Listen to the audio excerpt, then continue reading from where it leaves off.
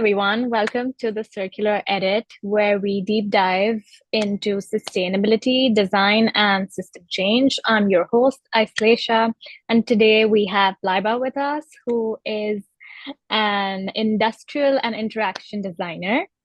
And today's episode is titled Designing for Interaction, Designing for Impact. A little about today's topic. Interaction design doesn't just shape digital experiences, it can guide everyday behavior and emotional connections. In this episode, we speak to Lyba, who's an interaction designer, about how thoughtful interface design can influence sustainable habits.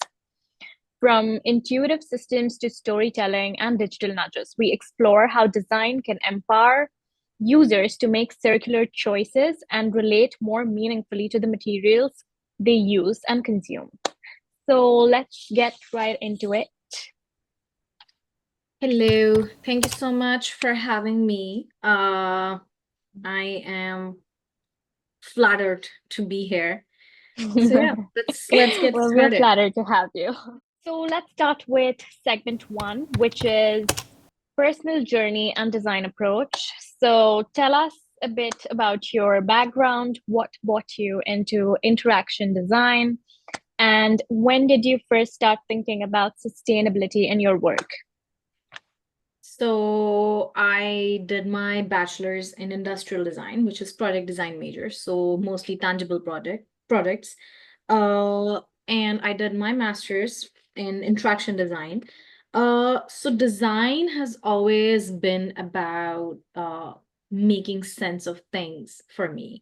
Uh, and as far as interaction design is concerned, it's more of a dialogue between people and systems and environment. It's whereas like your where the meaning, intention, and response are communicated and understood. Design is never a linear process. I think this is one thing I love about design is how it's ever growing, ever evolving. It's a loop. It's a feedback loop. So you can always keep on improving onto it. So yeah, that's a little bit about myself and my background. Mm-hmm. Yeah. Well, that's interesting. Let's move on to the next question. How would you personally define interaction beyond just tech interfaces? Okay. So interaction design for me, it's the mutual exchange between entities, people, system, environment, and objects, where meaning, Mm-hmm. intention, and response are communicated and understood. Uh, it's like you're curating the behavior, perception, and feedback within a specific context. So yeah. Well, I totally agree. And a little from one of the things I worked on. So I was working on this project where I was trying to substitute plastic from the toy industry, and I did undergo like a few user testing sessions with people Mm-hmm. and the end consumers who would probably use that product. And in that whole process, I did see how people interact with the material and the product which was given to them, how they touch it, play with it, or even plan on keeping it.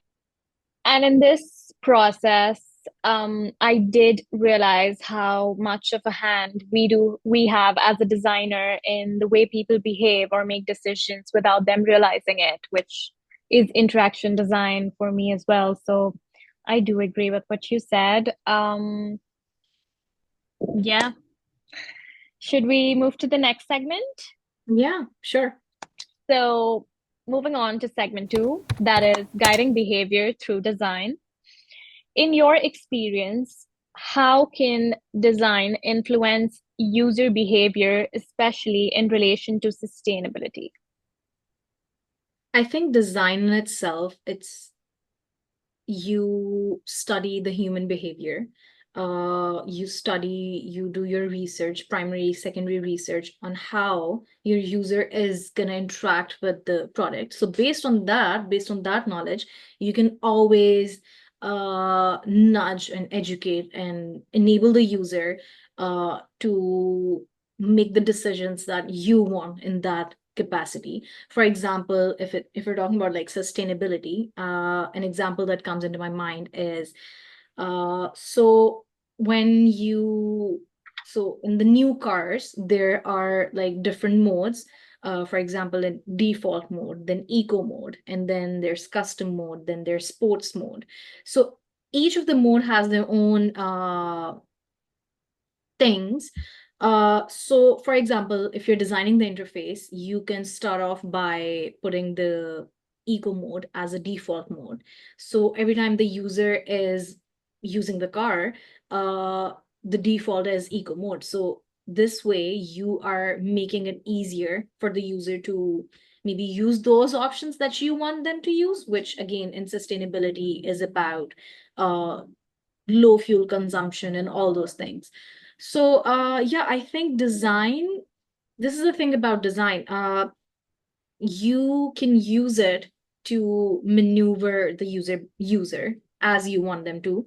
Uh Again, it's then there comes like ethical design, where you have to be responsible because as designers, when we study user behavior, we do have that I won't say power, but we do have that edge to sort of, again, maneuver the user behavior. So yeah.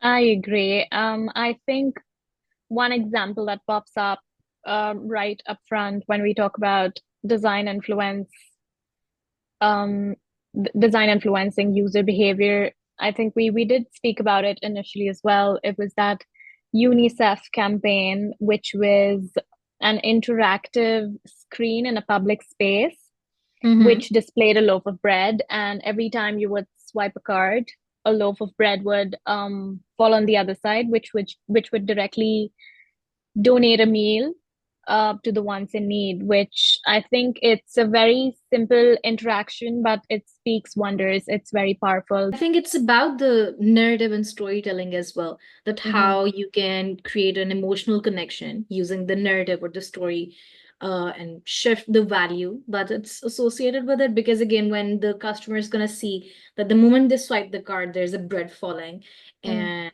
you can like literally visualize the impact it's going to have, if Right. that is what you're trying It to say.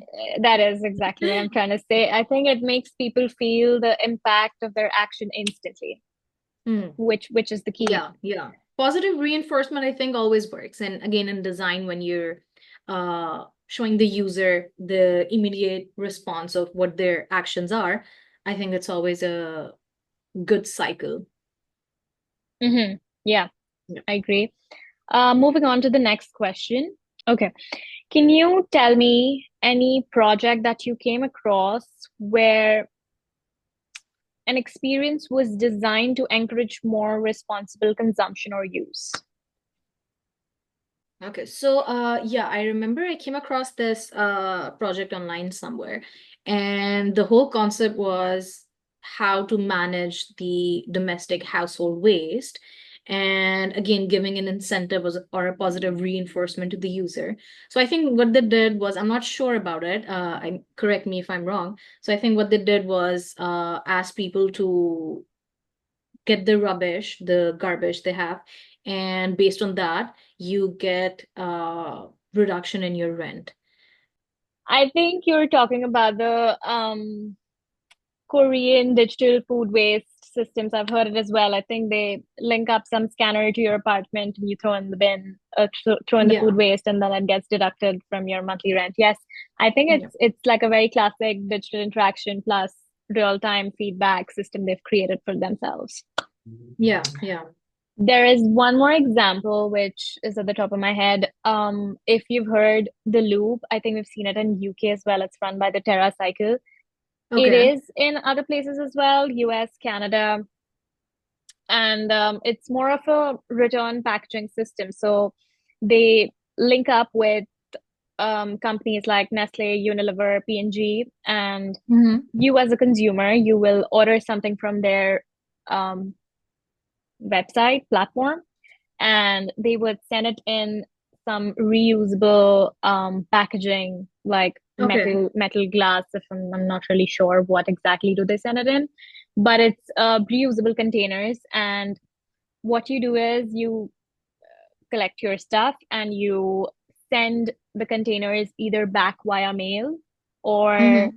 you can deposit it at your nearby stores like Tesco's, Okay, okay. which I Yeah. think it's a very nice system that's already running. It's like a fusion of interface, service design, and circular thinking.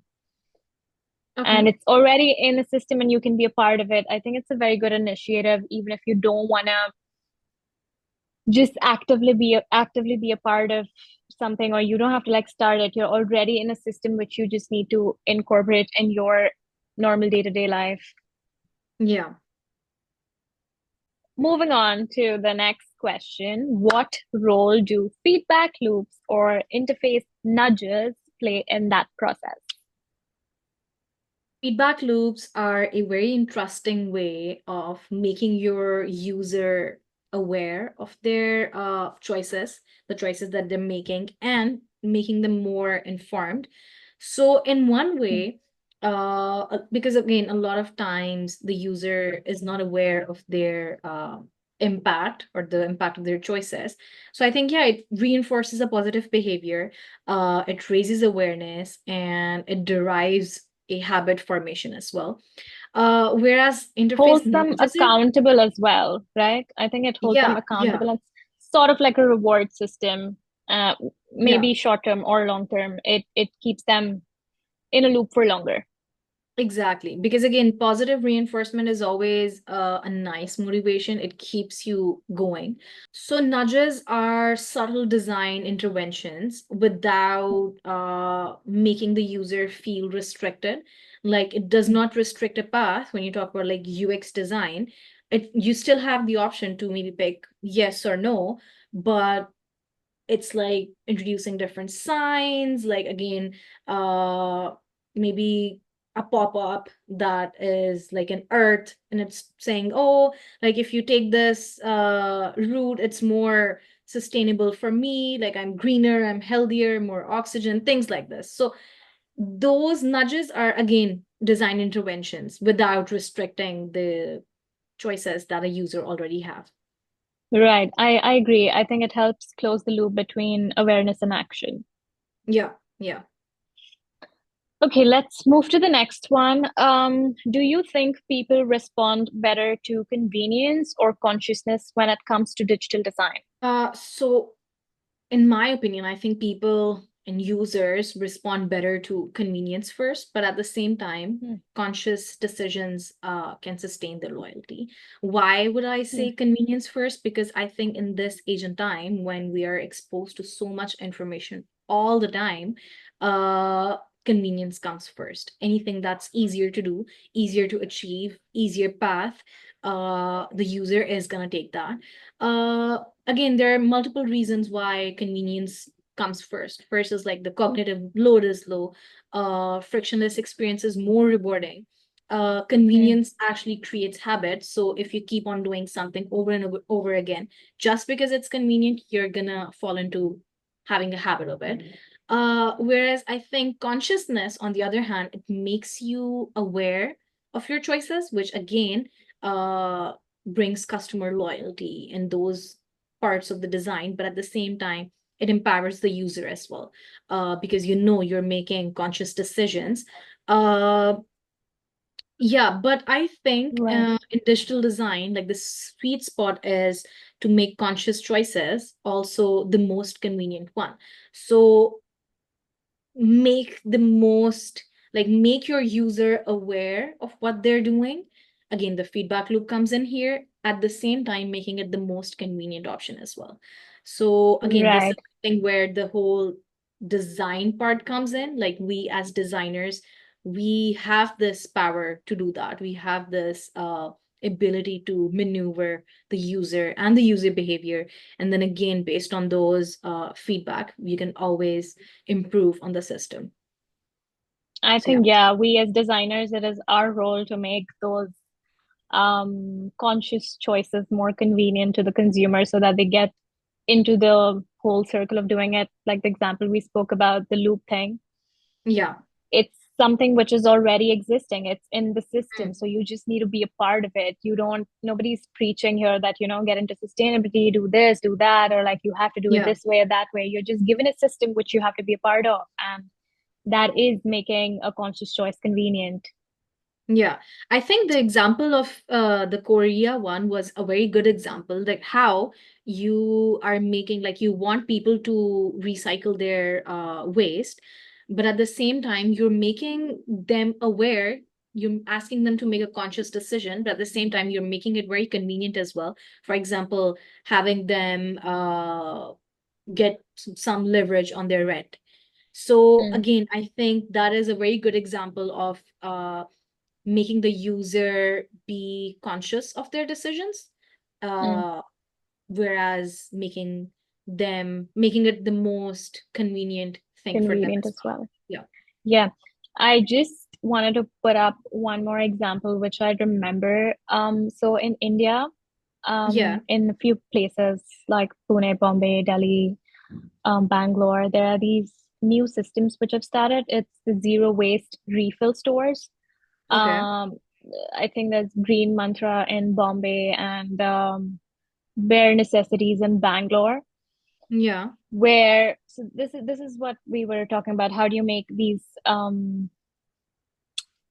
conscious choices convenient? So they let you bring your own container and you can refill certain things which could be refilled like oil, detergent, shampoos, and there is no flashy tech involved. It's just literal visual nudging system, which is in this Yeah. whole Yeah. scenario, which I think makes it convenient to make that conscious choice. Exactly. Moving on to segment three, that is digital storytelling and materials. Mm-hmm. So, how does emotional connection factor into a design process? Yep. So emotional connection plays a powerful role and often determines the role in the design process. I think storytelling is something that's an amazing and great way to connect with the users on a deeper level. It's not just for the context, but also I think it makes the user feel more connected. One example that comes into my mind for this is Spotify Rap. Uh, so I think maybe like 4 or 5 years ago, Spotify introduced this that by the end of the year, they give you a Mm, wrap of all the mm, songs and all the artists that you have been listening the most. And right. it started from there to now people look forward to seeing their wrap of the year, and not just their but their friends as well. And then there's like by the end of December there's like a whole movement going on and everyone's sharing their Spotify wraps on social media. So again, Mm. storytelling and emotional connection, it's not just limited to the user, it also has like a social aspect to it. Then the personalization, the again, I think when we talk about like music, it people connect to music on different levels, but I think generally the social aspect of it is there. And again, it's a very good example of how uh a simple design can be used to connect people. So yeah. I think, yeah, you're right. If you don't feel it, then you don't care about it. If you don't care about it, I don't think you'll change in like a Yeah. product perspective. And I think in the whole Spotify perspective, it kind of transforms passive interaction into active engagement. It makes you feel like it's your thing, it's your story, it's your personal thing to put up. Yeah, yeah, yeah. And I think great interaction design is not just usable and beautiful. I think it's emotionally aware. Uh, True. Moving on to the next question. Can mhm. digital platforms help users understand where materials come from or what happens to them after use? Yeah, for sure. I think digital platforms can make the user aware of where the material is coming from, the sourcing and everything by storytelling. Again, storytelling is a great way to engage the user by giving them more context of their own behavior. So a lot of companies nowadays make, if they're using lithium batteries, which we all know are not very sustainable and not very good for the environment as well. So they would make sure to mention that on the packaging so that as a user you're aware of your choices, that okay, I'm buying this, it has lithium battery in it, but okay, I am now aware and I'm making that choice consciously, because maybe for the first few times you are not going to think about it, or it's just something in your head. But maybe whenever you find an alternative good enough for that, you're going to go for it. So again, digital storytelling is a great way to make the user aware of their choices. Right. Yeah. I agree. I think digital storytelling is like adding a digital layer to a physical product. Hmm. Where is it from? Who made it? What is the material? What is the repair? What is the care? It kind of creates transparency and has a human narrative to it, Yeah, which yeah. makes you emotionally connect to your product. Yeah, So, yeah, I like a agree. I think it adds another layer to your product, so that the user can connect to it on an emotional level as well. So yeah. yeah, like for say it like a simple t-shirt. It's no Hmm. more just another t-shirt. It's this t-shirt which I've got from so and so brand. It's the t-shirt which is made by so and so artist. The wool's taken from so and so farm. So it kind of adds like this bond between you and the product for you to think Yeah, of how do I treat this? How do I deal with it after its utility? yeah. Have you ever come across a project that has encouraged users to repair, reuse, or rethink about the product's life cycle? I think an amazing example for this, which I think everyone can relate to, is the IKEA disassembly catalog that comes with every product they send you.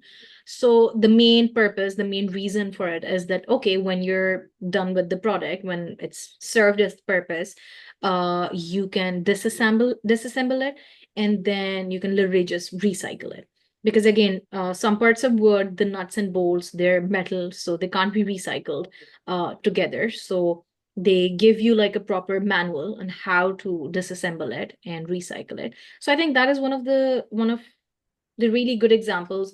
There's another one. So I don't know about the US audience, but in UK and Europe in general, the bottle caps that you see, like the plastic bottles, when you open the cap, it doesn't get off. Attached to the rim of Yeah. the bottle. And Yeah. the main It's reason there for in that, India as well.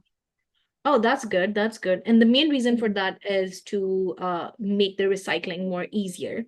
Yeah. Because those caps, once taken off, they're never really recycled. They're out somewhere. Yeah. I think that is a great I design. agree. So you don't lose the cap as well. So I think Mm. that's a good design example of Yeah. how to encourage users to recycle the. Multi-purpose. One more example, which I wanted to put forth for this topic. If you've heard of repair cafes in so it started in Netherlands, but it's in like 40 plus countries, wherein you bring uh, torn or non-reusable electronics, materials, products, clothes, and there are volunteers who would repair them for you, Mm-hmm. which is Yeah. like a classic example of repair literacy. So you kind of get emotionally attached to that product once you have like increased its life cycle a little bit longer. So you think about repurposing, repairing it further as well, which Yeah. I think Yeah. it's a very good initiative. I would repair so many things. I think there's one in London as well. Is Uh, there? yeah, yeah, there's one recycle cafe in London. So again, you can just go there, bring your stuff, whatever you want to recycle. Yeah, I think yeah, recycle. So Yeah, do that's that. amazing. I think we should visit someday. Yeah, yeah. Let's move to the next segment 4, which is digital tools and looking forward. So, Mm-hmm. which digital tools or trends do you think can be used in sustainable design work to make it better? I think one of the best ongoing examples I can think of right now is how after COVID, uh, when you go to restaurants, they don't really give you a menu. They ask you to scan the menu on the table. They don't really print the receipt. They email it to you. Even when you're going shopping and everything, they ask for like options so that put your email or your phone number, or do you want it printed? So again, they're giving you different choices. getting your receipts, getting everything that's on paper being more digital, I think again it has more it's very sustainable. You don't lose your receipts as well. It's safe with you. So I think yeah, that's one of the ways in which the digital world can actually make the world more sustainable by having more alternatives for the print media or things like this. I agree. It's a very good example, which we've been seeing, and it's ongoing and functional Yeah, yeah. in a lot of places as of now. Moving on to the next question, what advice would you give to designers who want to start embedding circularity into their interactions? I think start thinking about uh making the product more sustainable from the start of the design process, so that not only you're designing for sustainability, you're also uh maneuvering the user behavior as well. You're Mm, making the user more aware. You're making them feel good about themselves as well, because again, sustainability by the end of the day, it is a big thing. And the world is facing global warming. So I think, yeah. I think start thinking about sustainability by not just in the beginning of the design process, but also throughout every step, evaluate and see how the purpose that you're designing for is taken into consideration. Also, I think the objective should not only be to design for sustainability, but also to maneuver the user behavior in a way that they're more aware of the choices that they make, so that the impact of what you're doing is more than just a product or just a service. So, yeah, I agree. use the I agree. power as a Every designer that you stage. have. Yeah. Right. Every stage through a sustainable lens sounds like a plan. Yeah. Okay, the last question for today's episode.